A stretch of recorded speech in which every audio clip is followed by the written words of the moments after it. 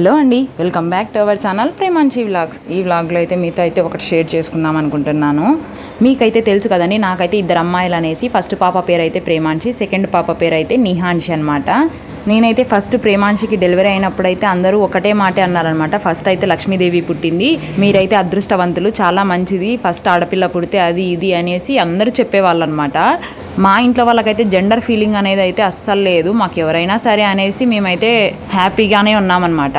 ఇంకా second time అంటారా, pregnancy అప్పుడే నేను కూడా కొంచెం అయితే ఆశ పెట్టుకున్నాను, బాయ్ అయితే పుడతాడు కదా అనేసి.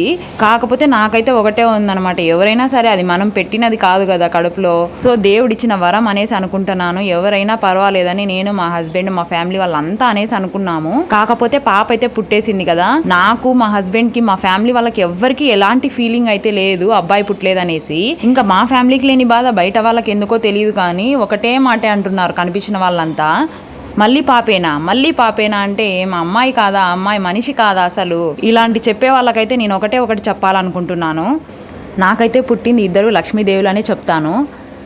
మేమైతే సెకండ్ పాప పుట్టినందుకు చాలా అంటే చాలా అయితే హ్యాపీగా ఉన్నామన్నమాట. ఇలా నాలాగా ఎంతమంది ప్రాబ్లం ఫేస్ చేశారో కామెంట్ చేయండి. Thank you for watching. Bye bye.